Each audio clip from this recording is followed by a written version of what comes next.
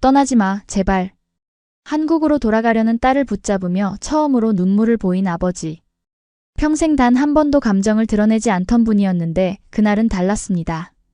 캐나다 오지 마을에서 평생을 살아온 부모님이 한국인 사위와 딸이 가져온 작은 선물에 그토록 감동받을 줄 누가 알았을까요?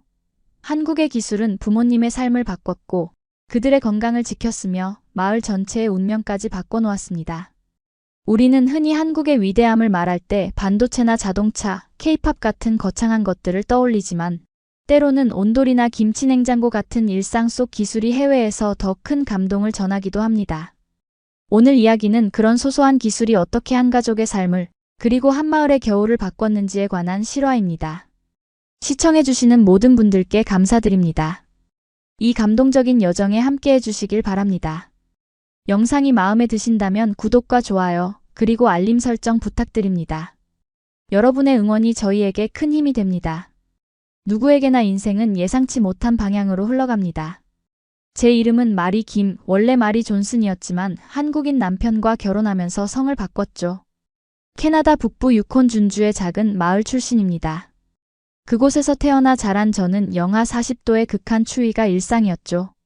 우리 마을 사람들은 그 혹독한 추위 속에서도 나름의 방식으로 살아가는 법을 알고 있었습니다. 대형 벽난로와 두꺼운 이불, 그리고 몸을 붙여 잠드는 가족의 온기로 겨울을 버티곤 했죠. 어느 해 겨울, 대학 교환학생으로 서울에 가게 되었습니다. 처음에는 한국의 겨울이 캐나다보다 따뜻하다는 사실에 안심했지만 곧 다른 종류의 추위를 경험하게 되었죠. 바람이 살을 내는 듯한 한국의 겨울은 분명 캐나다만큼 온도가 낮지는 않았지만 습도가 높아 뼛속까지 추위가 스며드는 느낌이었습니다. 하지만 놀라웠던 건 한국인들이 그 추위를 이겨내는 방식이었습니다. 첫 번째로 제 눈을 사로잡은 것은 온돌이었습니다. 바닥 자체가 따뜻하다니 정말 신기했죠. 캐나다에서는 상상도 할 수 없는 개념이었으니까요. 처음 온돌방에서 자던 날, 이불 속에서 따뜻하게 잠든 기억이 아직도 생생합니다. 바깥은 춥고 바람이 불어도 방 안은 포근했죠. 그리고 더 놀라웠던 건 집 전체가 고르게 따뜻하다는 점이었습니다. 벽난로 근처만 따뜻한 캐나다 집과는 완전히 달랐죠. 그리고 그곳에서 제 인생을 바꾼 사람을 만났습니다. 제 한국어 도우미로 자원한 민석 씨였죠. 처음에는 단순히 외국인 친구를 사귀고 싶어 했던 것 같은데 시간이 지날수록 우리 사이에는 특별한 감정이 싹트기 시작했습니다. 민석 씨는 제게 한국 문화를 소개해 주었고 저는 그에게 캐나다 이야기를 들려주었습니다. 서로 다른 세계에서 온 우리는 매일 새로운 발견을 하며 가까워졌죠. 교환학생 기간이 끝나갈 무렵 우리는 연애 관계로 발전했습니다. 하지만 저는 캐나다로 돌아가야 했고 민석 씨는 한국에서 학업을 마쳐야 했죠. 1년 동안 우리는 화상통화와 이메일로 관계를 유지했습니다. 시차와 거리는 힘들었지만 그만큼 우리의 마음은 단단해졌습니다. 다음 해 여름 민석 씨가 캐나다를 방문했습니다. 처음으로 제 고향과 가족을 만난 날이었죠. 부모님은 처음에 낯선 아시아 청년을 의아하게 바라보셨지만 민석 씨의 진심 어린 태도에 곧 마음을 열어주셨습니다. 특히 아버지는 민석 씨의 부지런함과 예의 바른 모습에 감탄하셨죠. 그날 저녁 어머니가 준비한 특별한 식사 자리에서 민석 씨는 조용히 저에게 청혼했습니다. 작은 반지를 꺼내며 떨리는 목소리로 말이 내 아내가 되어줄래요? 라고 물었죠. 그 순간의 행복감은 말로 표현할 수 없었습니다. 부모님은 놀라셨지만 기쁜 마음으로 축하해 주셨죠. 결혼 후 우리는 캐나다에서 살기로 결정했습니다. 민석 씨는 한국에서의 학업을 마치고 캐나다에서 새로운 시작을 하기로 했죠. 작은 아파트를 임대해 신혼생활을 시작했고 민석 씨는 현지 회사에 취직하며 적응해 나갔습니다. 하지만 캐나다의 겨울은 그에게 큰 시련이었습니다. 아무리 옷을 껴입어도 떨리는 추위, 특히 밤에 차가운 침대에 누워 잠들기가 너무 힘들다고 했죠. 말이 한국에는 이런 문제가 없어요. 바닥이 따뜻해서 어디서든 편하게 잘 수 있거든요. 민석 씨는 종종 한국의 온도를 그리워했습니다. 처음에는 그저 고향에 대한 향수라고 생각했죠. 하지만 결혼 3년 차, 우리 인생에 큰 변화가 찾아왔습니다. 민석 씨가 한국 본사로 발령을 받게 된 것입니다. 승진과 함께 서울 본사에서 일할 기회였죠. 저에게는 큰 결정이었습니다. 고향을 떠나 낯선 나라에서 살아가는 것이 두렵기도 했지만 한편으로는 또 다른 모험을 시작한다는 설렘도 있었습니다. 무엇보다 민석 씨의 행복한 표정을 보니 결정하기 어렵지 않았습니다. 그렇게 우리는 짐을 꾸려 한국으로 향했습니다. 서울에 도착한 우리는 작은 아파트를 구해 새 생활을 시작했습니다. 한국 생활은 예상대로 쉽지 않았습니다. 언어 장벽, 문화적 차이, 낯선 환경. 모든 것이 적응해야 할 대상이었죠. 하지만 온돌바닥은 정말 좋았습니다. 밤새 따뜻하게 잘 수 있다는 것이 얼마나 큰 축복인지 민석 씨의 말을 이해하게 되었습니다. 캐나다를 떠나 한국에 정착하면서 가장 큰 변화는 계절의 느낌이었습니다. 캐나다 북부의 겨울은 길고 혹독했지만 그만큼 여름의 기쁨이 컸습니다. 반면 한국은 사계절이 뚜렷하고 각 계절마다 독특한 아름다움이 있었죠. 봄의 벚꽃, 여름의 소나기, 가을의 단풍, 겨울의 눈. 모두 새로운 경험이었습니다.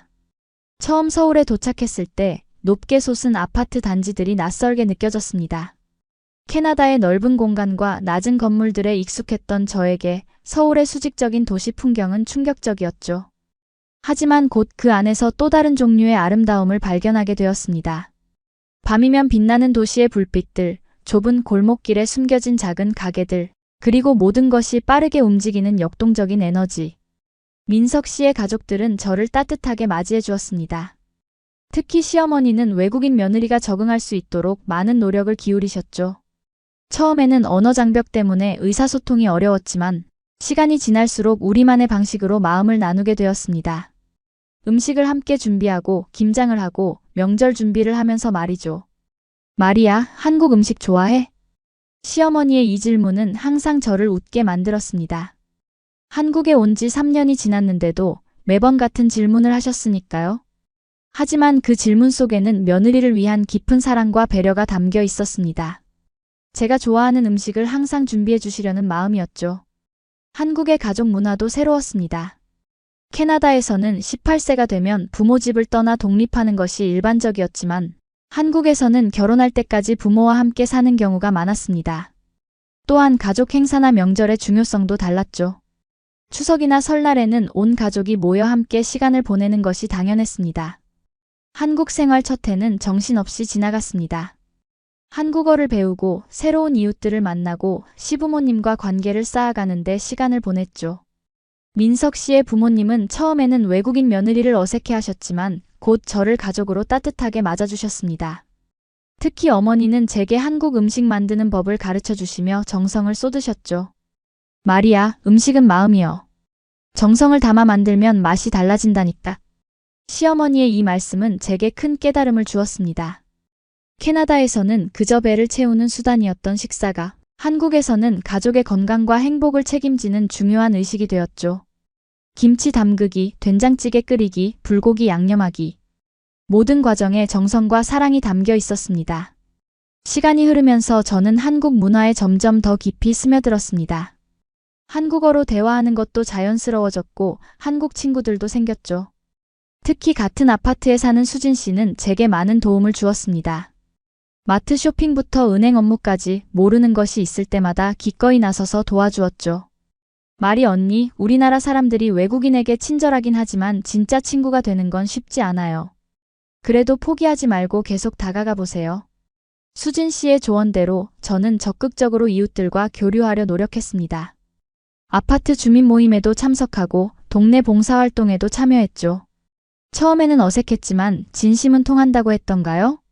시간이 지날수록 저를 진심으로 대해주는 사람들이 늘어났습니다. 한국 생활 2년 차 우리에게 기쁜 소식이 찾아왔습니다. 임신이었죠. 첫 아이를 갖게 된다는 소식에 민석 씨는 물론 양가 부모님 모두 기뻐하셨습니다. 특히 시부모님은 첫 손주의 탄생을 손꼽아 기다리셨죠. 마리아, 이제 너는 진짜 우리 가족이 되는 거야. 내 몸이 우리 핏줄을 이어가는 거니까 건강관리 잘해. 시아버지의 이 말씀에 깊은 감동을 받았습니다. 혈연을 중시하는 한국 문화에서 아이를 통해 진정한 가족의 일원으로 받아들여진다는 의미였으니까요. 임신 기간 동안 시어머니는 저를 위해 특별한 음식들을 준비해 주셨습니다. 미역국, 삼계탕, 각종 보양식. 모두 태아와 산모의 건강을 위한 것들이었죠. 출산 후에도 한국식 산후조리는 저에게 새로운 경험이었습니다. 캐나다에서는 출산 직후 바로 일상으로 복귀하는 경우가 많은데 한국에서는 산모를 위한 특별한 기간이 있었습니다. 3주 동안 따뜻한 미역국을 먹고 몸을 따뜻하게 유지하며 충분한 휴식을 취하는 것이 중요했죠. 서양에서는 산후조리를 안 한다면서요? 그럼 나중에 몸이 다 망가져요. 지금 잘 쉬어야 평생 건강하게 살 수 있어요. 시어머니의 말씀대로 저는 한국식 산후조리를 충실히 따랐고 덕분에 빠르게 체력을 회복할 수 있었습니다. 우리 아들 민준이가 태어난 지 100일이 되던 날 양가 부모님을 모시고 100일 잔치를 했습니다. 캐나다에서 오신 부모님은 한국의 이런 전통 행사가 신기하고 감동적이라고 하셨죠. 민준이가 태어난 후 저는 한국과 캐나다의 육아 방식 차이에 주목하게 되었습니다. 캐나다에서는 아이의 독립성을 중요시하는 반면 한국에서는 아이와 부모의 밀착된 관계가 강조되었죠. 특히 모닥불 육아라고도 불리는 아이를 항상 따뜻하게 품어주는 한국식 육아 방식이 인상적이었습니다. 말이야, 아이는 엄마 품에서 자라야 마음이 단단해져. 너무 일찍 떨어뜨리면 정서적으로 불안해질 수 있어. 시어머니의 이 말씀은 처음에는 과보호처럼 느껴졌지만 점차 그 의미를 이해하게 되었습니다. 아이에게 주는 안정감과 사랑이 미래의 정서 발달에 중요한 영향을 미친다는 것을요. 그래서 저는 캐나다식 독립성 강조와 한국식 정서적 지원을 균형 있게 결합한 육아 방식을 찾아갔습니다. 문화적 차이는 음식에서도 두드러졌습니다. 캐나다에서는 간단한 샌드위치나 수프로 점심을 해결하는 경우가 많았지만 한국에서는 매 끼니가 푸짐했습니다. 밥과 국, 그리고 여러 반찬들. 처음에는 이렇게 많은 음식을 매번 준비하는 것이 부담스러웠지만 곧 한국 음식의 균형 잡힌 영양에 감탄하게 되었죠. 밥이 보약이라고 잘 먹어야 건강해요. 시어머니는 항상 이렇게 말씀하셨습니다. 그리고 정말 그랬습니다. 다양한 채소와 발효식품, 적절한 단백질. 한국 식단을 따르면서 저의 건강 상태도 좋아졌고 민준이도 건강하게 자랐습니다. 또 하나 인상적이었던 것은 한국인들의 공동체 의식이었습니다. 아파트 단지에서는 정기적으로 주민 모임이 있었고 서로 돕고 나누는 문화가 자연스러웠습니다. 특히 아이를 키우는 부모들 사이에 연대감이 강했죠. 육아 정보를 공유하고 서로의 아이를 봐주고 함께 놀이터에 가는 등의 활동이 일상이었습니다. 말이 여기서는 아이 하나 키우려면 온 동네가 필요하다는 말이 있어요. 그만큼 서로 도와야 한다는 거죠. 수진 씨의 이 말은 정말 와닿았습니다. 캐나다에서는 개인주의가 강해 육아도 대부분 부모 혼자 책임지는 경우가 많았지만 한국에서는 확장된 가족과 이웃들의 도움이 자연스러웠습니다. 이런 환경 속에서 민준이는 많은 사람들의 사랑을 받으며 자랐고 저 역시 육아의 부담을 덜 수 있었죠. 한국에서의 생활이 안정되어 갈 무렵 캐나다에 계신 부모님 소식이 걱정스럽게 들려왔습니다. 아버지가 심한 관절염으로 고생하신다는 거였죠. 특히 겨울철에는 고통이 더 심해진다고 했습니다. 어머니도 나이가 드시면서 요즘 들어 더 힘들어 하신다고 했습니다. 마리아, 걱정하지 마. 우린 괜찮아. 그냥 나이 드는 과정일 뿐이야. 전화통화에서 아버지는 항상 괜찮다고 하셨지만 어머니의 사적인 메시지에서는 상황이 좋지 않다는 것을 알 수 있었습니다. 특히 추운 겨울밤에는 아버지의 통증이 심해져 잠을 이루지 못하는 날이 많다고 했죠. 그런 날이면 어머니도 함께 밤을 지새우셨습니다. 민석 씨와 상의 끝에 우리는 캐나다 부모님을 방문하기로 결정했습니다. 민준이가 태어난 지 1년이 되던 해 여름 우리 가족은 캐나다 유콘으로 향했습니다. 3년 만에 고향을 방문하는 것이었습니다. 비행기에서 내려 고향 마을로 향하는 길, 익숙한 풍경들이 반갑게 다가왔습니다. 부모님 집에 도착했을 때 저는 충격을 받았습니다. 집이 전보다 더 낡아 보였고 특히 아버지의 모습이 많이 쇠약해져 있었습니다. 예전에는 항상 우렁차고 활기찬 목소리로 집안을 가득 채우던 분이었는데 이제는 조용히 의자에 앉아 창밖을 바라보고 계셨죠. 마리, 우리 손자를 데리고 왔구나. 그래도 민준이를 보시고는 얼굴에 환한 미소가 번졌습니다. 아버지는 떨리는 손으로 민준이를 안아주셨고 어머니는 기쁨의 눈물을 흘리셨습니다. 첫 손주를 보는 기쁨에 잠시 모든 고통을 잊으신 것 같았습니다. 저녁 식사 후 어머니와 함께 설거지를 하면서 집 안 상황에 대해 물었습니다. 어머니는 한숨을 쉬며 말씀하셨습니다. 내 아버지는 자존심이 강해서 힘들다는 말을 안 하려고 해. 하지만 매일 아침 일어나는 것조차 고통스러워 하셔. 특히 겨울에는 집안이 너무 추워서 관절이 더 아프다고 하시고, 그날 밤 저는 어린 시절 기억이 떠올랐습니다. 겨울이면 항상 집안 중앙의 벽난로 주변에만 가족들이 모여 있었죠. 방들은 항상 춥고 특히 아침에 일어날 때는 이불 밖으로 나오기가 정말 힘들었습니다. 그것이 당연하다고 생각했는데 한국에서 온돌 생활을 경험한 후에야 그것이 얼마나 불편한 환경이었는지 깨닫게 되었습니다. 다음 날 아침 민석 씨와 집안을 둘러보았습니다. 40년 된 낡은 보일러는 제대로 작동하지 않았고 단열재도 거의 없는 상태였습니다. 벽난로 하나로 겨울을 나는 것이 얼마나 힘든지 민석 씨는 즉시 이해했죠. 말이 이런 환경에서 부모님이 건강하게 지내기는 힘들 것 같아요. 특히 관절염이 있으신 아버님은 더 고통스러우실 거예요. 민석 씨의 말에 고개를 끄덕였습니다. 무언가 변화가 필요했습니다. 그날 저녁 우리는 부모님께 제안을 했습니다. 집을 한국식으로 리모델링하자는 것이었죠. 특히 온돌 시스템을 도입해서 집 전체를 따뜻하게 만들자고 했습니다. 처음에 아버지는 반대하셨습니다. 그런 외국 기술이 여기 북극권 기후에서 무슨 소용이 있겠니? 게다가 비용도 많이 들 텐데. 어머니도 걱정스러운 표정이었습니다. 말이 그건 너무 큰 공사가 될 것 같아. 우리는 이대로도 충분해. 사실 부모님의 반응은 예상했던 것이었습니다. 평생을 같은 방식으로 살아온 분들에게 갑자기 큰 변화를 받아들이라고 하는 것은 쉽지 않은 일이었으니까요. 특히 아버지는 항상 자신만의 방식으로 문제를 해결하는 분이었고 외부의 도움을 받는 것을 꺼리셨습니다. 하지만 저는 이 변화가 얼마나 중요한지 알고 있었습니다. 한국에서 경험한 온돌의 따뜻함이 아버지의 건강에 얼마나 큰 도움이 될지 확신했기 때문이었죠.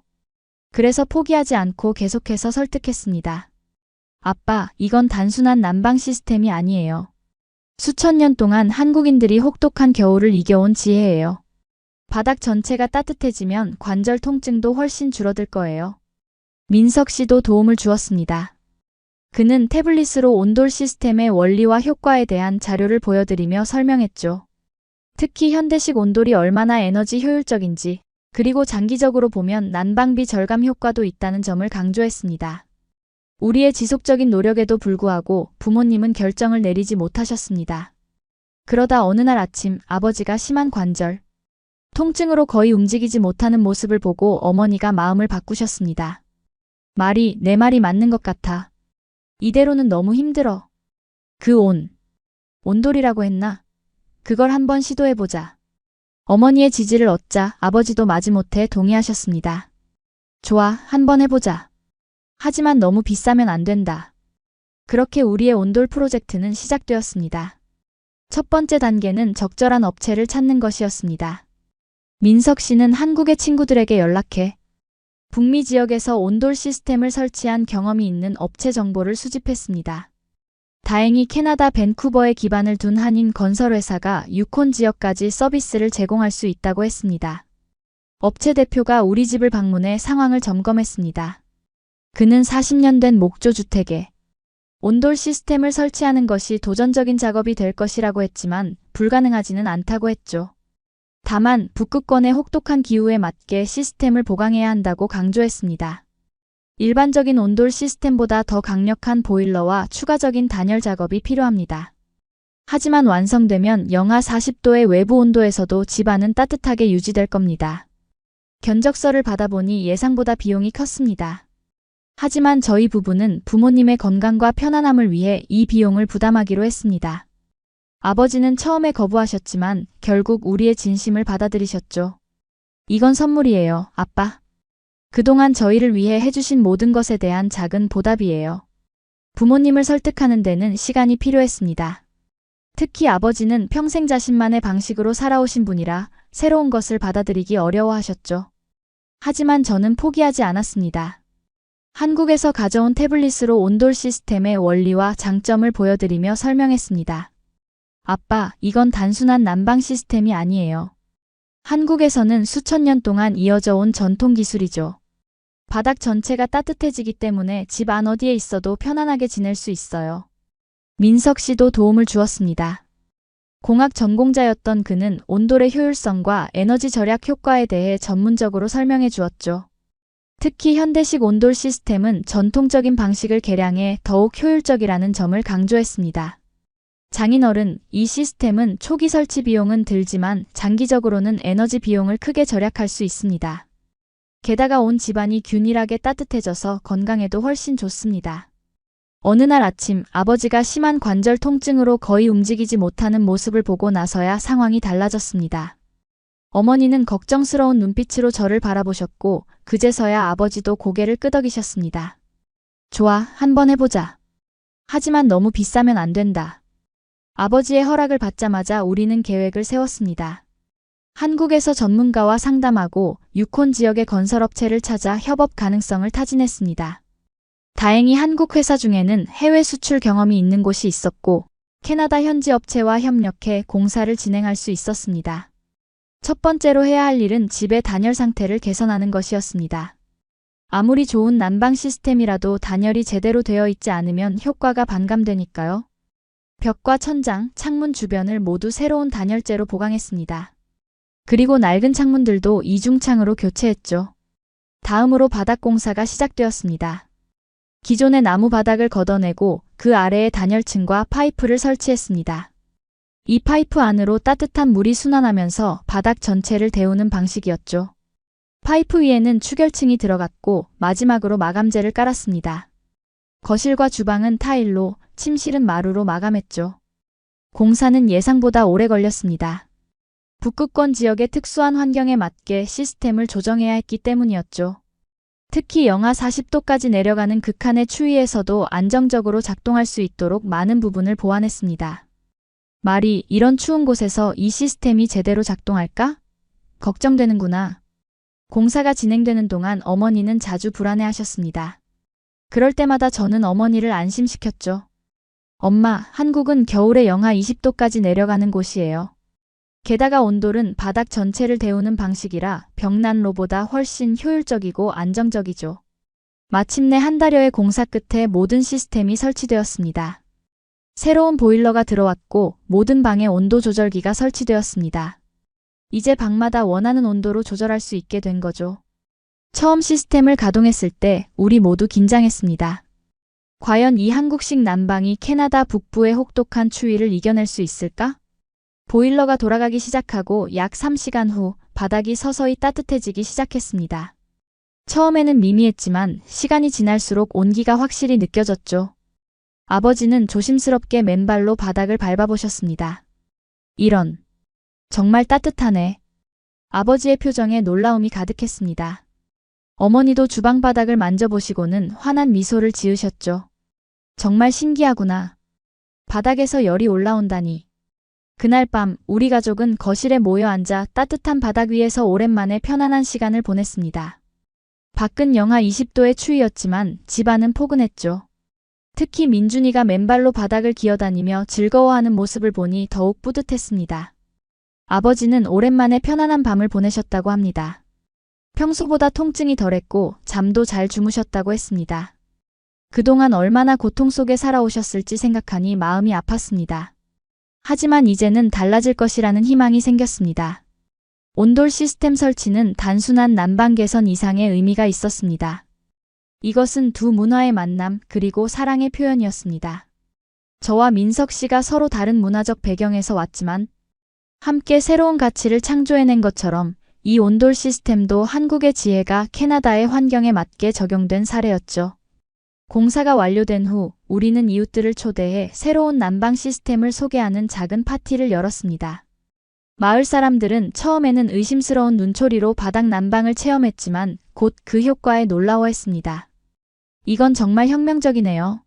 우리 집도 이렇게 바꿀 수 있을까요? 마을의 의사인 존슨 박사는 특히 이 시스템에 관심을 보였습니다. 그는 많은 노인 환자들이 추운 겨울철에 관절 통증으로 고생한다며 이런 난방 시스템이 그들의 건강에 도움이 될 것이라고 말했습니다. 우리가 돌아가기 전날 밤 아버지는 처음으로 마음을 열어주셨습니다. 평소에는 감정을 잘 표현하지 않으시는 분이었는데 그날은 달랐습니다. 말이 민석, 고맙다. 처음에는 반대했지만 지금은 정말 감사하게 생각해. 이렇게 따뜻한 집에서 살 수 있다니. 꿈만 같구나. 아버지의 말씀에 우리 모두 눈시울이 붉어졌습니다. 그동안의 노력이 헛되지 않았다는 생각에 가슴이 뭉클했습니다. 우리는 한국으로 돌아가야 했지만 이제 부모님이 따뜻한 집에서 편안하게 지내실 수 있다는 안도감이 들었습니다. 가을이 깊어가면서 유콘의 날씨는 점점 추워졌습니다. 9월 말이면 이미 첫눈이 내리는 이곳에서 우리는 첫 번째 추위를 맞을 준비를 했습니다. 새로 설치한 온돌 시스템의 진가를 확인할 때가 온 것이죠. 말이 정말 이게 효과가 있을까? 여기는 영하 40도까지 내려가는 곳이잖니? 어머니의 걱정은 계속되었습니다. 하지만 저는 확신이 있었습니다. 한국에서 겨울을 보내면서 온돌의 효율성을 직접 경험했으니까요. 10월 초 첫서리가 내린 날 아침. 예전 같으면 집안이 춥고 침대에서 나오기 힘들었을 텐데 이날은 달랐습니다. 방 안이 포근했고 바닥이 따뜻했습니다. 어머니는 놀라운 표정으로 주방을 돌아다니셨습니다. 믿기지가 않는구나. 이렇게 아침부터 따뜻하다니. 아버지도 평소보다 일찍 일어나셨습니다. 그동안은 아침에 관절 통증 때문에 움직이기 힘들어 늦게 일어나시곤 했는데 이날은 달랐죠. 따뜻한 바닥에서 일어나니 몸이 덜 뻣뻣하구나. 신기하네. 한국에서 당연하게 여겼던 것들이 이곳에서는 작은 기적처럼 느껴졌습니다. 특히 아버지의 건강에 변화가 생기기 시작했습니다. 관절 통증이 조금씩 줄어들었고 활동량이 늘어났습니다. 예전에는 겨울이 되면 거의 집 안에만 계셨는데 이제는 정원 산책도 하고 가끔은 마을까지 걸어가기도 하셨죠. 11월이 되고 본격적인 추위가 찾아왔을 때도 집 안은 따뜻했습니다. 벽난로는 이제 분위기를 위한 장식품이 되었고 실제 난방은 온돌 시스템이 담당했습니다. 온 집안이 고르게 따뜻해서 어느 방에 있어도 편안했죠. 특히 화장실이 따뜻해진 것은 큰 변화였습니다. 예전에는 겨울철 화장실 이용이 정말 고역이었는데 이제는 바닥이 따뜻해 맨발로 다녀도 문제가 없었습니다. 어머니는 이 변화에 특히 기뻐하셨죠. 마리아, 이제 밤중에 화장실 가는 게 무섭지 않구나. 예전엔 얼마나 추웠는지 몰라. 에너지 효율 면에서도 놀라운 변화가 있었습니다. 예전에는 겨울이면 장작을 엄청나게 소비했고 그래도 집안 전체가 따뜻해지지는 않았습니다. 하지만 온돌 시스템은 에너지를 훨씬 효율적으로 사용했고 결과적으로 난방비가 오히려 줄어들었습니다. 이웃들은 우리 집의 변화에 호기심을 보였습니다. 특히 마을에서 오랫동안 의사로 일해온 존슨 박사는 자주 방문해 시스템에 대해 물어보곤 했죠. 정말 놀랍군요. 이런 난방 방식이 우리 지역 노인들의 건강에 도움이 될 것 같아요. 특히 관절염 환자들에게요. 존슨 박사의 말처럼 아버지의 건강은 눈에 띄게 좋아졌습니다. 아침마다 통증 때문에 신음하던 모습은 사라졌고 약의 복용량도 줄었습니다. 따뜻한 환경이 건강에 이렇게 큰 영향을 미칠 수 있다니 저도 놀라웠습니다. 어느 날 마을의 노인의 모임에서 아버지가 우리 집 난방 시스템에 대해 이야기했다고 합니다. 처음에는 주저하셨지만 여러 노인분들이 관심을 보이자 자세히 설명해 주셨다고 하네요. 특히 관절 통증이 줄어들었다는 이야기는 많은 분들의 관심을 끌었습니다. 존, 정말 통증이 줄어든 거야? 그런 기적 같은 일이 있을까? 그래, 믿기 힘들지만 사실이야. 아침에 일어날 때 더 이상 고통스럽지 않아. 마치 젊었을 때로 돌아간 것 같다니까. 아버지의 이런 경험담은 입소문을 타고 퍼져나갔고 곧 다른 집에서도 온돌 시스템에 대한 문의가 들어오기 시작했습니다. 특히 노인 가구와 어린아이가 있는 가정에서 많은 관심을 보였죠. 겨울이 깊어질수록 온돌 시스템의 장점은 더욱 분명해졌습니다. 12월의 극심한 추위 속에서도 우리 집은 항상 따뜻했고 습도도 적절하게 유지되었습니다. 벽난로를 사용할 때는 공기가 건조해지는 문제가 있었는데 온돌은 그런 문제가 없었죠. 크리스마스 시즌, 우리는 부모님 집에서 가족 모임을 열었습니다. 이웃들과 친척들이 모두 모였는데 모두가 집안의 따뜻함에 놀라워했습니다. 특히 할머니는 처음으로 겨울에 두꺼운 담요 없이 편안하게 앉아 계실 수 있다고 좋아하셨죠. 말이, 이런 좋은 것을 왜 진작에 알려주지 않았니? 이렇게 따뜻한 집에서 살 수 있다니 정말 축복이구나. 할머니의 말씀에 모두가 웃었지만 그 말에는 진심이 담겨 있었습니다. 오랫동안 당연하게 여겨왔던 불편함이 사실은 필요하지 않았던 것임을 이제야 깨닫게 된 것이었죠. 그 겨울 부모님은 예년보다 훨씬 건강하게 지내셨습니다. 감기에 걸리는 횟수도 줄었고 특히 아버지의 관절 통증은 현저히 감소했습니다. 어머니도 집안일을 하시는데 훨씬 편안함을 느끼셨고 덕분에 더 많은 취미 활동을 즐기실 수 있게 되었죠. 마리아, 이제는 추위 때문에 손가락이 아파서 뜨개질을 못하는 일이 없어졌단다. 요즘은 매일 뜨개질을 하고 있어. 어머니가 자랑스럽게 보여주신 뜨개 작품들은 정말 아름다웠습니다. 온돌 시스템 덕분에 어머니의 취미 생활이 더욱 풍요로워진 것이었죠. 2월 유콘 지역에 극심한 한파가 찾아왔습니다. 기온이 영하 45도까지 떨어지는 날도 있었죠. 그런 날에도 우리 집은 따뜻함을 유지했습니다. 반면 다른 많은 가정들은 난방 시스템의 과부하로 어려움을 겪었다고 합니다. 존슨 박사는 그 시기에 동상과 저체온증 환자가 많이 발생했지만 온돌 시스템을 설치한 우리 집은 안전하게 지낼 수 있었다며 놀라워했습니다. 이건 단순한 편안함의 문제가 아니라 생명과 직결된 문제예요. 특히 노인과 어린이들에게는 더욱 그렇죠. 그의 말처럼 온돌 시스템은 단순한 난방 이상의 의미가 있었습니다. 그것은 건강과 생명을 지키는 중요한 요소였죠. 특히 북극권과 같이 극한의 환경에서는 더욱 그랬습니다. 봄이 오고 눈이 녹기 시작할 때쯤 우리는 한국으로 돌아갈 준비를 했습니다. 부모님을 두고 떠나는 것이 걱정되었지만 이제는 예전과 달리 안심할 수 있었습니다. 온돌 시스템 덕분에 부모님이 따뜻하고 건강하게 지내실 수 있을 것이라고 믿었기 때문이었죠. 걱정 말고 가렴. 우린 이제 정말 편안하게 지낼 수 있어. 너희가 이런 선물을 줘서 정말 고맙다. 아버지의 따뜻한 말씀에 마음이 놓였습니다. 이별은 언제나 아쉬웠지만 이번에는 그 아쉬움 속에도 안도감이 함께했습니다. 그리고 무엇보다 저희가 떠난 후에도 부모님을 따뜻하게 감싸줄 온돌의 온기가 있었으니까요. 새로운 난방 시스템의 소문은 마을 전체에 퍼져나갔습니다. 처음에는 이상한 동양 기술이라며 의심의 눈초리를 보내던 이웃들도 우리 집을 방문한 후에는 생각이 달라졌습니다. 특히 겨울이 본격화되면서 그 차이는 더욱 뚜렷해졌죠. 마을의회 회장인 마이크 윌슨은 어느 날 아버지를 찾아왔습니다. 그는 오랫동안 이 지역의 주택 개선 프로젝트를 담당해왔죠. 존, 당신 집의 그 새로운 난방. 정말 효과가 있나요? 우리 마을의 다른 집들에도 적용할 수 있을까요? 아버지는 자랑스러운 표정으로 대답하셨습니다.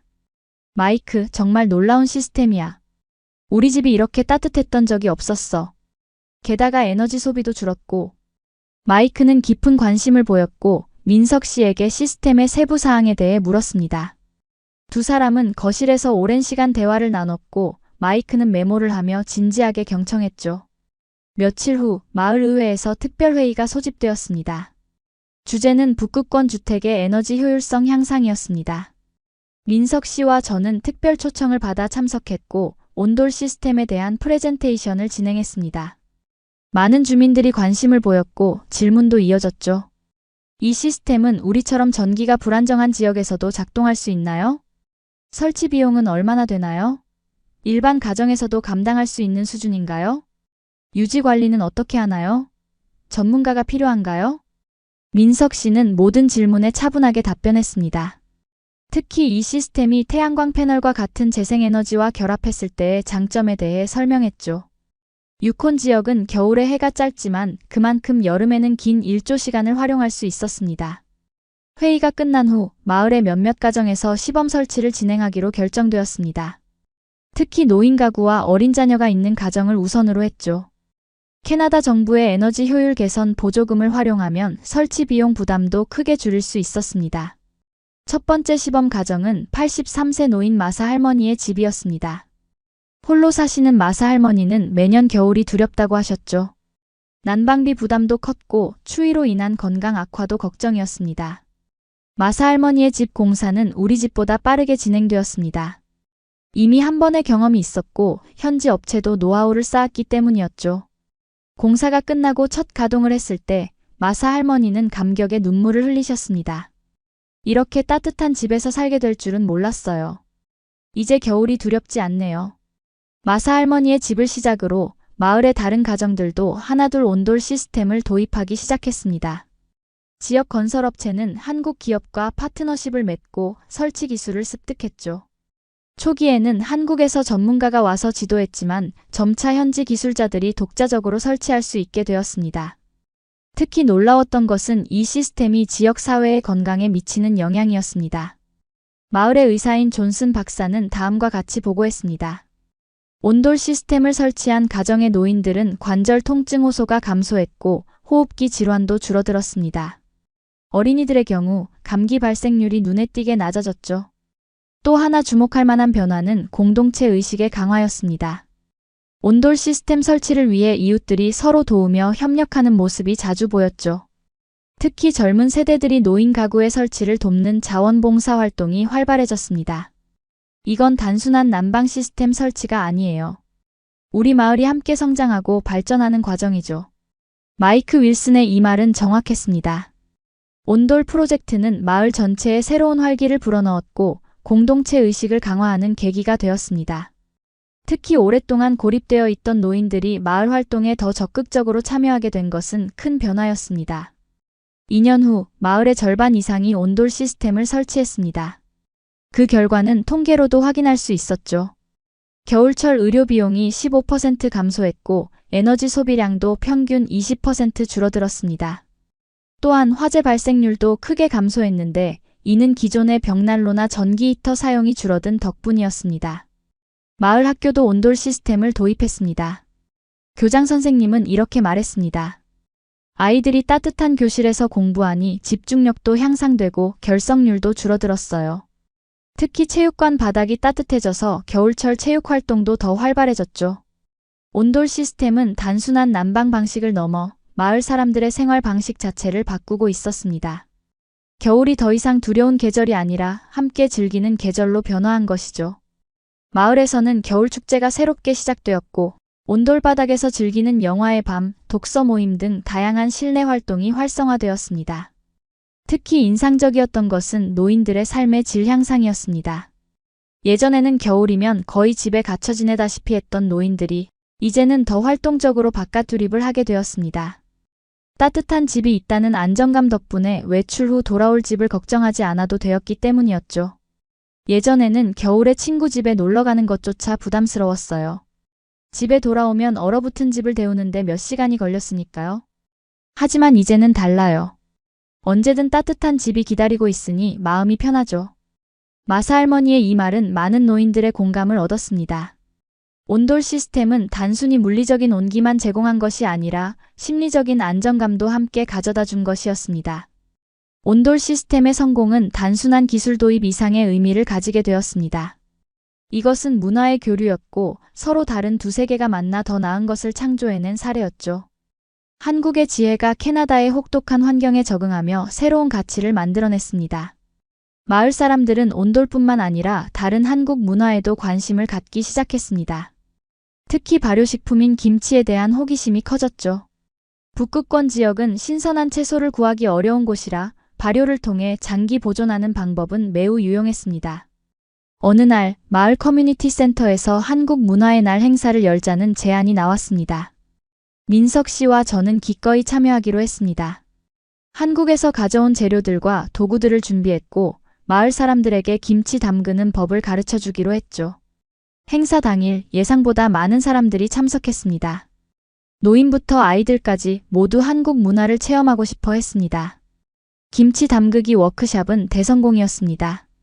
참가자들은 배추를 절이고 양념을 버무리는 과정에 즐겁게 참여했죠. 이 발효 과정이 정말 신기해요. 우리 조상들도 비슷한 방식으로 음식을 보존했는데 지금은 거의 잊혀졌어요. 마을의 노인 중 한 분이 말씀하셨습니다. 그분의 말처럼 사실 발효식품은 세계 여러 문화에 존재했지만 현대화 과정에서 많이 사라졌습니다. 한국은 그런 전통을 잘 보존하고 있는 몇 안 되는 나라 중 하나였죠. 김치 워크숍 이외에도 민석 씨는 한국의 전통 가옥과 온돌의 역사에 대한 강연을 했습니다. 참가자들은 한국인들이 어떻게 추운 겨울을 지혜롭게 이겨냈는지, 그 과정에서 온돌이라는 독특한 난방 방식을 발전시켰는지 배웠습니다. 온돌은 단순한 난방 시스템이 아니라 생활 방식입니다. 바닥에 앉고, 바닥에서 식사하고, 바닥에서 잠을 자는 한국의 문화는 이 난방 방식과 밀접하게 연결되어 있죠. 민석 씨의 설명에 많은 사람들이 고개를 끄덕였습니다. 기술과 문화가 어떻게 상호 연결되어 있는지, 그리고 그것이 어떻게 사람들의 삶의 방식을 형성하는지 이해하기 시작한 것이었습니다. 행사가 끝난 후 마을신문에 한국 문화의 날 행사에 대한 기사가 실렸습니다. 제목은 동양의 지혜가 북극권을 따뜻하게 하다였죠. 기사는 온돌 시스템의 성공적인 도입과 함께 한국 문화에 대한 마을 사람들의 새로운 관심을 다루었습니다. 이 기사는 생각보다 큰 반향을 불러일으켰습니다.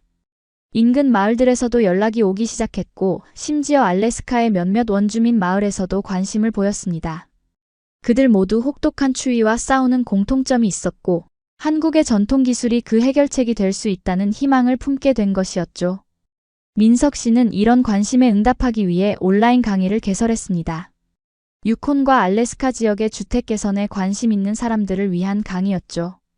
한국어와 영어로 진행되는 이 강의에서 민석 씨는 온돌 시스템의 원리, 설치 방법, 그리고 북극권 환경에서의 적응 방법 등을 상세히 설명했습니다. 놀랍게도 이 온라인 강의는 곧 전 세계적인 관심을 끌게 되었습니다. 러시아, 시베리아, 몽골, 북유럽 국가들, 추운 지역에 사는 사람들이 모두 이 지혜를 배우고 싶어 했습니다. 민석 씨는 강의 자료를 여러 언어로 번역하고 다양한 환경에 맞춘 설치 매뉴얼을 개발했습니다. 처음에는 그저 부모님을 도와드리고 싶었던 마음에서 시작한 일인데 이렇게 많은 사람들에게 도움이 될 줄은 몰랐어요. 민석 씨는 종종 이렇게 말했습니다. 정말 작은 시작이었지만 그것이 점차 확대되어 이제는 국제적인 프로젝트가 된 것이었죠. 온돌 프로젝트의 성공은 다른 한국 문화에 대한 관심도 불러일으켰습니다. 특히 한국 음식에 대한 관심이 높아졌는데 김치 외에도 된장, 고추장과 같은 발효식품들이 북극권 지역에서 인기를 끌기 시작했습니다. 현지의 재료를 활용한 북극 김치나 유콘 된장 같은 현지화된 버전도 등장했죠. 한국 음식의 발효 기술은 우리 지역에 정말 유용해요. 신선한 채소를 구하기 어려운 겨울철에 이런 방식으로 영양을 섭취할 수 있다니 놀랍습니다. 마을의 영양사는 이렇게 말했습니다. 그녀는 마을 학교 급식에 김치와 같은 발효식품을 도입하기 시작했고 아이들의 건강 상태가 개선되는 것을 확인했다고 합니다. 문화교류는 양방향으로 이루어졌습니다. 한국에서도 유콘 지역의 전통 지식에 관심을 보이기 시작했죠. 특히 원주민들의 자연 친화적인 생활 방식과 지속 가능한 사냥, 채집 방법 등이 주목받았습니다. 민석 씨는 한국의 친환경 건축가들에게 원주민의 전통 가옥 구조를 소개했고 이를 현대적인 건축에 접목하는 프로젝트가 시작되었습니다. 우리는 서로의 지혜를 배우고 그것을 현대적인 맥락에서 재해석하는 과정에 있어요. 이것이 진정한 문화 교류죠. 민석 씨의 이 말은 온돌 프로젝트의 핵심을 잘 설명했습니다. 이것은 단순한 기술 이전이 아니라 서로 다른 문화가 만나 새로운 가치를 창조하는 과정이었습니다. 마을 학교에서는 국제 문화 교류 프로그램을 시작했습니다. 캐나다 아이들과 한국 아이들이 화상통화로 만나 서로의 문화와 일상에 대해 배우는 프로그램이었죠. 아이들은 서로 다른 환경에서 살아가는 방식에 대해 배우며 글로벌 시민으로서의 의식을 키워갔습니다. 우리 아이들이 이렇게 어린 나이에 다른 문화를 접하고 이해하는 경험을 할 수 있다니 정말 감사합니다. 학부모들은 이 프로그램에 큰 지지를 보냈습니다. 특히 고립된 북극권 마을에서 자라는 아이들에게 세계와 연결되는 경험은 매우 소중했기 때문이었죠. 온돌 프로젝트는 점차 환경 보호와 지속 가능성의 측면에서도 주목받기 시작했습니다. 기존의 난방 방식에 비해 에너지 효율이 높고 재생에너지와 결합했을 때 특히 효과적이었기 때문이었죠. 캐나다 환경부는 온돌 시스템을 친환경 난방 솔루션으로 인증하고 설치 과정에 세금 혜택을 주기 시작했습니다. 기후변화에 대응하기 위해서는 이런 효율적이고 지속 가능한 기술이 필요합니다. 한국의 전통 지혜가 현대적인 환경 문제 해결에 기여하고 있다는 것은 정말 놀라운 일이죠. 환경부 장관은 기자회견에서 이렇게 말했습니다.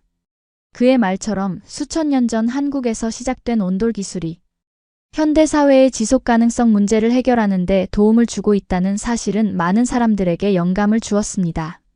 이런 성공에 힘입어 민석 씨는 북극권 지속가능 주거 연구소를 설립했습니다. 이 연구소는 한국의 전통 기술과 북극권 원주민의 지식을 결합해 극한 기후에서도 지속 가능한 생활이 가능한 주거 솔루션을 개발하는 것을 목표로 했습니다. 연구소에는 한국과 캐나다의 건축가, 공학자, 환경 전문가들이 참여했고 다양한 실험적인 프로젝트를 진행했습니다. 이해했습니다. 더 소소하고 서민적인 이야기로 다시 작성해 드리겠습니다. 한 가정의 작은 변화에 초점을 맞춰서요.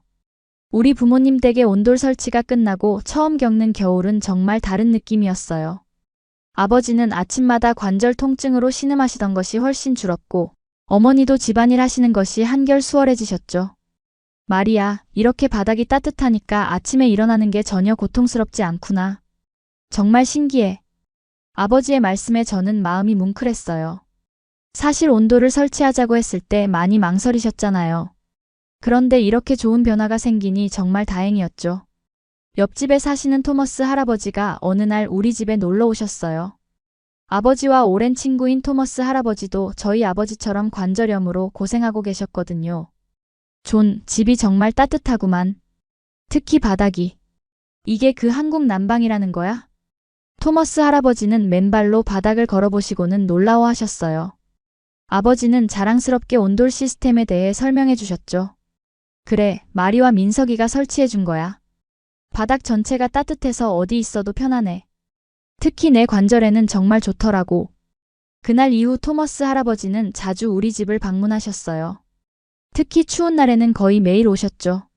아버지와 체스도 두고 가끔은 그냥 따뜻한 바닥에 앉아서 옛날 이야기를 나누기도 하셨어요.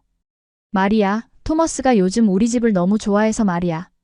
자기 집보다 여기가 더 편하대. 어머니가 웃으며 말씀하셨어요. 사실 토머스 할아버지는 홀로 사시는 분이라 외로움도 많이 타셨거든요. 따뜻한 우리 집이 그분에게 작은 안식처가 된 것 같아 저도 기뻤습니다. 어느 날 토머스 할아버지가 진지한 표정으로 저희를 찾아오셨어요. 마리, 민석. 나도 이 온돌이란 걸 설치하고 싶은데 도와줄 수 있을까? 물론 저희는 기꺼이 돕기로 했어요. 토머스 할아버지 집은 우리 부모님 집보다 작아서 공사도 더 간단할 것 같았거든요. 민석 씨가 이전 경험을 살려 필요한 자재와 비용을 계산해 봤어요. 토머스 할아버지, 집이 작으니까 우리 집보다는 비용이 적게 들 것 같아요. 그리고 이번엔 저희가 좀 더 경험이 있으니 더 빨리 진행할 수 있을 거예요. 토머스 할아버지는 연금으로 살고 계셔서 비용이 걱정이었어요. 하지만 다행히 마을에서 노인 주거 개선을 위한 지원 프로그램이 있다는 것을 알게 되었고, 그 프로그램을 통해 비용의 일부를 지원받을 수 있었습니다. 공사는 2주 정도 걸렸어요. 이번에는 우리 아버지도 적극적으로 도우셨죠. 경험이 있으시니 자신감도 생기셨나 봐요. 토머스 할아버지 집 바닥을 뜯고 단열재를 깔고 파이프를 설치하는 과정에서 아버지와 민석 씨가 호흡을 잘 맞추는 모습이 보기 좋았어요. 이렇게 직접 손으로 일하니 관절도 덜 아픈 것 같아. 활동을 하는 게 오히려 좋은가 봐. 아버지가 말씀하셨어요. 사실 예전에는 추운 겨울에 밖에 나가는 것조차 힘들어 하셨는데 이제는 활동량이 늘어나니 건강도 더 좋아지신 것 같았어요. 드디어 토머스 할아버지 집의 온돌 시스템이 완성되었어요. 처음 가동했을 때 할아버지의 얼굴에 번진 미소는 정말 보기 좋았습니다. 이렇게 따뜻한 집에서 살게 될 줄은 꿈에도 몰랐어. 고맙구나, 정말 고마워. 토머스 할아버지는 감격스러워 하셨어요. 그분은 평생 혼자서 사셨는데 이제 따뜻한 집에서 편안한 노후를 보낼 수 있게 된 거죠. 그날 저녁 토머스 할아버지는 저희 가족과 부모님을 초대해 작은 파티를 열었어요. 따뜻한 바닥에 앉아 함께 식사하며 이야기를 나눴죠. 할아버지는 젊은 시절 이야기부터 마을의 역사까지 많은 이야기를 들려주셨어요. 마리아, 네가 한국으로 시집가더니 이렇게 좋은 것을 가져왔구나. 다른 나라의 좋은 점을 배우는 건 정말 중요한 일이야. 토머스 할아버지의 말씀에 저는 따뜻함을 느꼈어요. 사실 처음 한국에 갔을 때는 많이 낯설고 어색했거든요. 하지만 그곳에서 배운 것들이 이렇게 고향 사람들에게도 도움이 된다니 정말 기뻤습니다. 그 이후로 저희 부모님과 토머스 할아버지는 더 자주 교류하게 되었어요. 특히 추운 겨울날이면 서로의 집을 오가며 따뜻한 시간을 보내셨죠. 때로는 마을의 다른 노인분들도 초대해 작은 모임을 갖기도 했어요. 마리아, 이 온돌 덕분에 우리 집이 마을의 작은 사랑방이 된 것 같아. 다들 추울 때 여기로 모여. 어머니가 웃으며 말씀하셨어요. 예전에는 겨울이면 각자 집에 갇혀 지내다시피 했는데 이제는 서로 왕래하며 외로움도 덜고 정을 나눌 수 있게 된 거죠. 토머스 할아버지 집의 온돌 설치 소식은 곧 마을에 퍼졌어요. 특히 노인분들 사이에서 관심이 많았죠. 마을에는 저희 부모님 또래의 노인분들이 많이 살고 계셨거든요. 마리, 제니 할머니가 너희 온돌 시스템에 관심이 많으시대. 다음 주에 우리 집에 놀러 오신대. 어머니가 전화로 알려주셨어요. 제니 할머니는 마을에서 손뜨개 모임을 이끄시는 분이었는데 류마티스 관절염으로 많이 고생하고 계셨죠. 다음 주에 저희 가족은 캐나다로 잠시 휴가를 갔어요. 제니 할머니가 방문하신다는 날에 맞춰서요. 할머니는 온돌 바닥을 직접 체험해 보시고는 정말 좋아하셨어요. 이렇게 따뜻한 바닥에 앉아서 뜨개질을 할 수 있다니. 내 손가락이 덜 아프네. 제니 할머니의 말씀에 어머니도 기뻐하셨어요. 사실 어머니도 뜨개질을 좋아하셨는데 추운 겨울에는 손가락 관절이 아파서 못하셨거든요. 이제는 따뜻한 바닥에서 함께 취미를 즐길 수 있게 된 거죠. 제니 할머니는 자신의 집에도 온돌을 설치하고 싶어 하셨지만 경제적으로 여유가 없으셨어요. 그래서 저희 가족과 부모님은 조금 다른 방법을 생각해냈습니다. 할머니 거실만이라도 온돌로 바꿔드리면 어떨까요? 전체 집이 아니라 자주 사용하는 공간만이라도요. 민석 씨의 제안에 모두가 고개를 끄덕였어요. 부분적으로 설치하면 비용도 많이 줄일 수 있었고 할머니께서 가장 많은 시간을 보내는 공간이 따뜻해지면 삶의 질도 크게 향상될 테니까요. 주변 사람들의 도움으로 제니 할머니 집 거실에 작은 온돌 공간을 마련해드렸어요. 토머스 할아버지도 힘을 보태주셨고 아버지도 열심히 도우셨죠. 이제는 온돌 설치에 꽤 익숙해지셔서 작업도 훨씬 수월했어요. 마리아, 이제 나도 온돌 전문가가 된 것 같아. 다음에 또 누가 설치한다면 내가 주도적으로 할 수 있을 것 같아. 아버지가 자랑스럽게 말씀하셨어요. 새로운 기술을 배우고 적용하는 과정에서 아버지의 자신감도 많이 올라간 것 같았어요. 제니 할머니의 거실이 완성되자 할머니는 손뜨개 모임을 자신의 집으로 옮기셨어요. 마을의 여러 할머니들이 따뜻한 온돌방에 모여 뜨개질도 하고 이야기도 나누는 모습이 정겨웠습니다. 마리, 너희가 가져온 이 온돌 덕분에 우리 노인들의 겨울이 훨씬 따뜻해졌어. 몸도 마음도 말이야. 제니 할머니의 말씀에 가슴이 따뜻해졌어요. 한국에서 평범하게 여겨지던 온돌이 이곳에서는 이렇게 큰 변화를 가져오다니 신기했습니다. 겨울이 깊어질수록 온돌의 효과는 더 분명하게 나타났어요. 특히 건강면에서요. 마을 의사인 존슨 박사는 온돌 바닥이 있는 집에 사는 노인들의 건강 상태가 눈에 띄게 좋아졌다고 말했어요. 따뜻한 환경이 관절염 환자들에게 얼마나 중요한지 이번 겨울에 확실히 알게 됐어요. 특히 바닥 난방은 정말 효과적이더군요. 존슨 박사의 말에 저희도 기뻤어요. 의학적으로도 효과가 입증된 셈이니까요. 온돌방은 점점 마을의 작은 문화공간으로 자리 잡았어요. 제니 할머니의 뜨개 모임, 토머스 할아버지의 체스 모임, 그리고 저희 부모님 집에서는 주말마다 영화 감상회가 열렸죠. 추운 겨울날에도 사람들이 모여 따뜻한 정을 나눌 수 있는 공간이 생긴 거예요. 마리아, 네가 한국에서 가져온 건 단순한 난방이 아니라 정이었구나. 어머니가 따뜻하게 말씀하셨어요. 한국에서 정이라는 단어를 배웠던 저는 그 말이 정말 와닿았습니다. 온돌은 단순히 바닥을 따뜻하게 하는 기술이 아니라 사람들을 모으고 관계를 따뜻하게 하는 문화였던 거죠. 봄이 오고 눈이 녹기 시작하자 저희는 한국으로 돌아갈 준비를 했어요. 이제는 부모님을 두고 떠나도 마음이 편했습니다. 따뜻한 집에서 이웃들과 정을 나누며 지내실 테니까요. 걱정 말고 가렴. 이제 우리는 정말 잘 지낼 수 있어. 너희가 준 따뜻함은 우리 집 바닥뿐만 아니라 마을 전체를 데우고 있으니까. 아버지의 말씀에 마음이 뭉클했어요. 작은 변화가 이렇게 큰 행복으로 이어질 줄은 몰랐으니까요. 온돌 설치가 시작된 지 5년이 지난 지금 우리 부모님의 삶은 완전히 달라졌어요. 아버지의 건강은 눈에 띄게 좋아졌고 관절 통증도 많이 줄었습니다. 이제는 목공 취미도 다시 시작하셨어요. 젊었을 때 좋아하셨던 취미인데 손이 아파서 포기하셨던 거죠. 마리아, 이제는 아침에 일어나도 몸이 뻣뻣하지 않아. 온돌이 내 인생의 황금기를 되찾아줬다고 해도 과언이 아니야. 아버지의 말씀에 저는 행복했어요. 어머니도 이제는 겨울을 두려워하지 않으시고 오히려 집에서 할 수 있는 다양한 활동을 즐기세요. 요리 모임, 독서 모임, 뜨개질 모임. 우리 집은 항상 사람들로 북적입니다. 따뜻한 집에 사람들이 모이는 건 자연스러운 일이야. 한국에서는 이걸 정이라고 하지? 우리도 이제 그 정을 느끼고 있어. 어머니의 말씀이 정말 맞아요. 한국에서 배운 정의 문화가 이렇게 캐나다 북부의 작은 마을에서도 꽃 피우고 있다니 신기합니다. 마을의 변화도 작지만 의미가 컸어요. 토머스 할아버지, 제니 할머니를 시작으로 몇몇 이웃집들도 부분적으로 온돌 시스템을 설치했어요. 각자의 경제 상황에 맞게 거실이나 주방 혹은 침실 하나만 따뜻하게 바꾸는 시기였죠. 온돌이 설치된 공간들은 자연스럽게 마을의 모임 장소가 되었어요. 추운 겨울날 사람들은 따뜻한 바닥이 있는 집으로 모여 차도 마시고 이야기도 나누었죠. 특히 노인분들의 외로움이 많이 줄어든 것 같아요. 말이야, 예전에는 겨울만 되면 우울증이 심해졌는데 이제는 매일 누군가 찾아오거나 내가 다른 집에 놀러 가니 훨씬 행복해. 제니 할머니의 말씀에 저는 가슴이 따뜻해졌어요. 단순한 난방 시스템의 변화가 사람들의 정서적 건강에도 이렇게 큰 영향을 미치다니 놀라웠습니다. 마을 의사인 존슨 박사도 변화를 실감했어요. 겨울철 노인 환자들의 방문이 확실히 줄었어요. 특히 관절 통증이나 감기, 우울증으로 오시는 분들이요. 온돌 시스템이 의학적으로도 확실히 효과가 있는 것 같아요. 민석 씨는 이런 경험을 바탕으로 작은 사업을 시작했어요. 북부 지역에 맞는 부분 온돌 키트를 개발한 거죠. 집 전체가 아니라 방 하나나 거실 같은 작은 공간만 온돌로 바꿀 수 있는 키트였어요.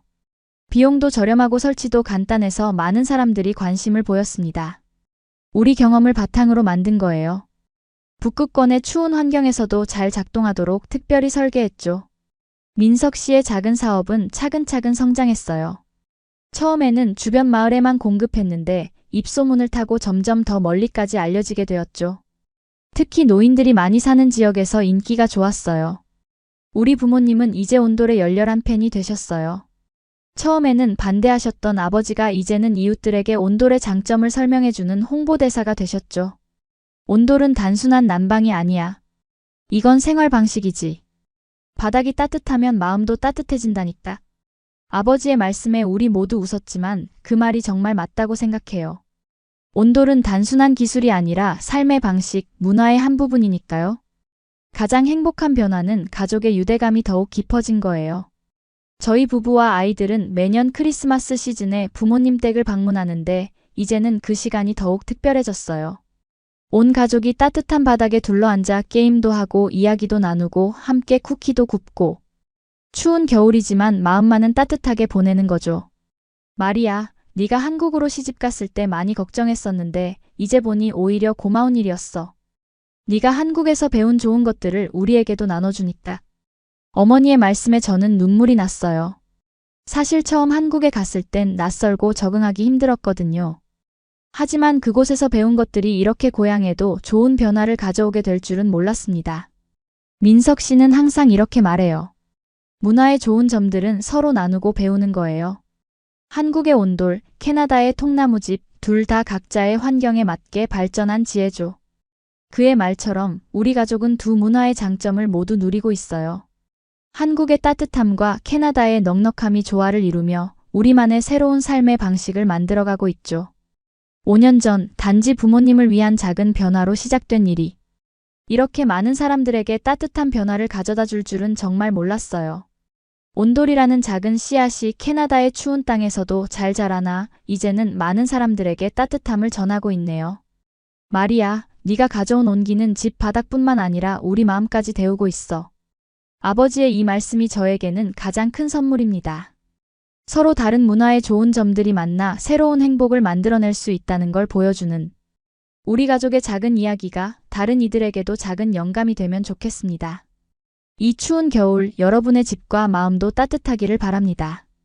구독과 좋아요, 알림 설정 부탁드립니다. 더 많은 따뜻한 이야기로 찾아뵙겠습니다. 감사합니다.